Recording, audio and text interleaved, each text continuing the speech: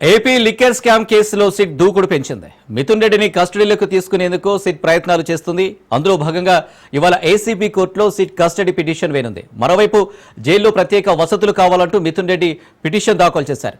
ఇంటి భోజనానికి అనుమతి ఇవ్వాలని, వారంలో 6 ములాఖాతులు ఇవ్వాలని, టీవీ ఏర్పాటు చేయాలని పిటిషన్లో కోరారు. దీంతో మిథున్ రెడ్డి పిటిషన్పై ఇవాళ ఏసీబీ కోర్టు విచారణ చేపట్టనుంది.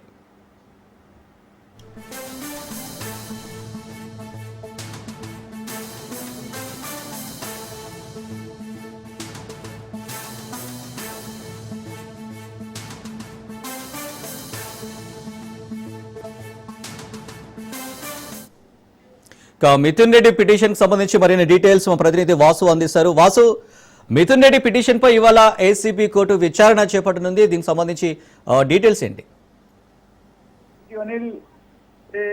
మద్యం స్కామ్ కుంభకోణంలో కీలక నిందితుడిగా ఉన్న మిథున్ రెడ్డిని మొన్న ఆదివారం పోలీసులు అరెస్ట్ చేసి అక్కడి నుంచి రాజమండ్రి సెంట్రల్ జైలుకి తరలించడం కూడా జరిగింది. అయితే ఈ విచారణకి అంటే పోలీసులు ఒకవైపు మిథున్ రెడ్డిని అమ్మకమలి కస్టడీకి కావాలని కోరుతుండగా, మిథున్ రెడ్డి వైపు న్యాయవాదులు మాత్రం మిథున్ రెడ్డి ఎంపీ స్థాయి కనుక ఇతనికి జైల్లో కనీస సౌకర్యాలు కావాలని చెప్పేసి కూడా ప్రధానంగా న్యాయమూర్తికి ఈ రోజున నిన్న పిటిషన్ పెట్టారు. ఈ రోజు విచారణ రావడం కూడా జరిగింది.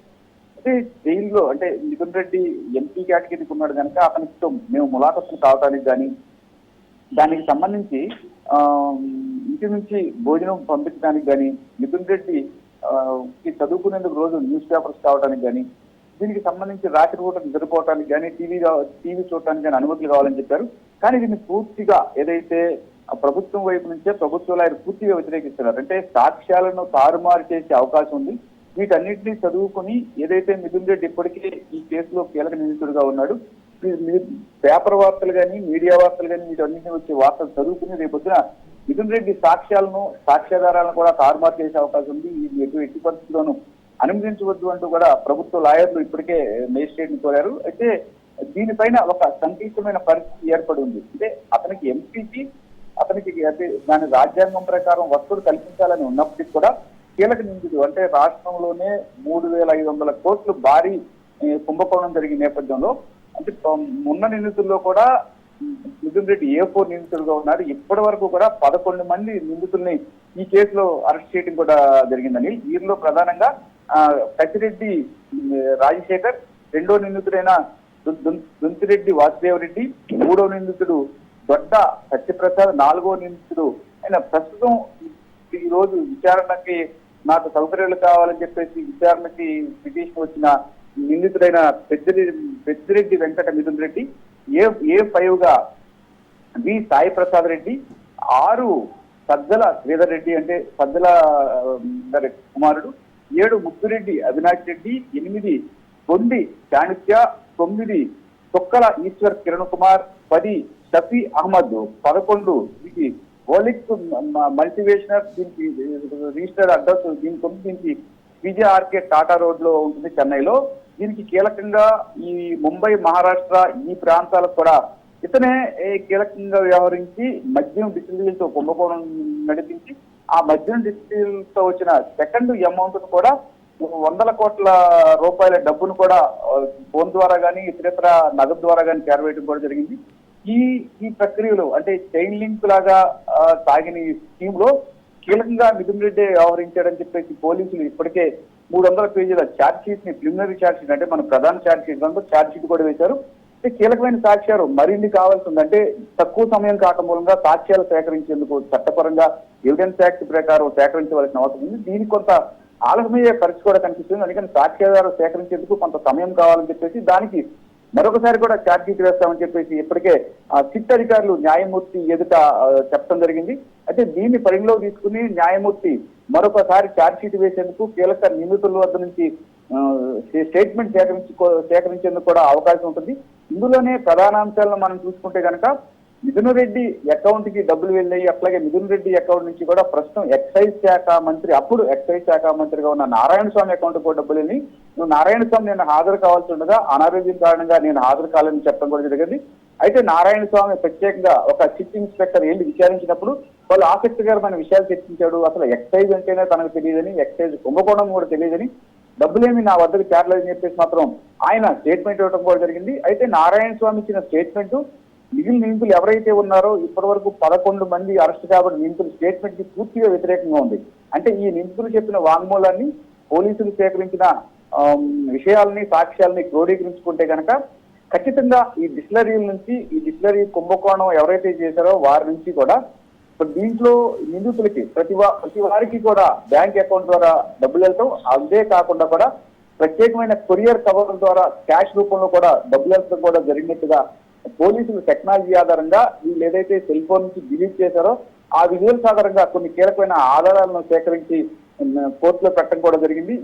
ఈ ఆధారాలను ఈ వివరాలను అన్నిటినీ సేకరించి దీనిపైన నిజ నిర్ధారణ చేయవలసిన సమయం ఉంది. ఈ నిజ నిర్ధారణ కోసం కూడా పోలీసులు మరొకసారి ఛార్జ్ షీట్ వేయనున్నారు. ఈ ఛార్జ్ షీట్ వేయనున్న నేపథ్యంలోనే కొన్ని కీలకమైన అంశాలు ఏదైతే ఒక వ్యక్తి తనకు తెలిసిన నిజాలు తెలిసినప్పుడు ఆ నిజాల్ని ఎలా మార్చుకోవాలి అని చెప్పేసి కూడా చెప్తుంటాడు. దీని ద్వారానే పలు న్యాయవాదులు కూడా మేము ములాఖత్తు కావాలి మిథున్ రెడ్డితో అని చెప్పేసి కూడా న్యాయవాదుల ద్వారా పిటిషన్ వేయటం.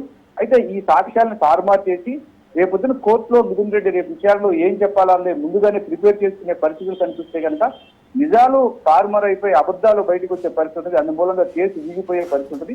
దాని కారణంగానే దీనిపైన ప్రభుత్వం తరఫు నుంచి న్యాయవాదులు మాత్రం ఎట్టి పరిస్థితుల్లోనూ మిథున్ రెడ్డి కీలక నిందితుడుగా ఉన్నాడు. ఏదైతే సమాజంలో జరుగుతుందో దాని ద్వారా పేపర్ల ద్వారా టీవీ ద్వారా తెలుసుకొని మిథున్ రెడ్డి ఏదైతే జ్యుడిషియరీకి అంటే న్యాయమూర్తి ఎదుట సంబంధం లేని సాక్ష్యాలు ఇచ్చే అవకాశం ఉంటుంది. సంబంధం లేని సాక్ష్యాలు ఇవ్వటం మూలంగా ఏదైతే 3,500 కోట్ల కుంభకోణం ఎటువైపు వెళ్ళిందో తెలదు. దీనిపైన ప్రజాధనం వృధా అయింది, ప్రభుత్వ ధనం వృధా అయింది కనుక వీటన్నిటినీ కూడా విచారణలోకి తీసుకొని విచారణలో ఉన్న సమయంలో ఎట్టి పరిస్థితుల్లోనూ మిథున్ రెడ్డికి మిలాఖత్తులు కానీ ఇతరులు కలిసేందుకు కానీ ఏర్పాటు చేయకూడదు అని చెప్పేసి మాత్రం బలంగా వాదించున్నారు. అయితే ఇది కీలకమైన కేసు కనుక వివిధ కోణాల నుంచి కూడా న్యాయమూర్తి గారు కూడా విచారించి అన్నింటినీ పరిగణలోకి తీసుకుని సాక్ష్యాధారాలు తారుమారు కాకుండా అంటే ఆ గైడ్ లైన్స్ ఎలా తీసుకోవాలో ఏంటనే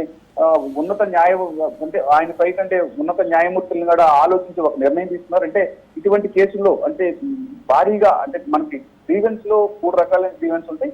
ఇది ఆర్థిక సంబంధమైన గ్రీవెన్స్ గా మనం చెప్పుకోవచ్చు. ఈ ఆర్థిక సంబంధమైన గ్రీవెన్స్ లో పోలీసులు సాక్ష్యాలు సేకరించే ఇందుకు కొంత సమయం పడుతుంది, విచారణ తీసుకొచ్చేందుకు కూడా సమయం పడుతుంది. ఈ విచారణ తీసుకొచ్చే సమయంలో ఏదైతే పోలీసుల ద్వారా మీడియాలోకి రకరమైన అంశాలను పరిగణలోకి వస్తాయి. ఈ అంశాలు ఏమేమి అంశాలు పరిగణలోకి వచ్చాయి ఆ అంశాలన్నీ కూడా టీవీ ద్వారా పేపర్ల ద్వారా మిథున్ రెడ్డి జైల్లో ఉండే తెలుసుకుని ఈ సాక్ష్యాలని ఆధారాలని తారుమారు చేయడం అలాగే తానికేమీ తెలియదని చెప్పేసి మేజిస్ట్రేట్ డినై చేయడం కూడా ప్రధానమైన అంశాలుగా చర్చకు వచ్చే పరిస్థితి కూడా ఉంది.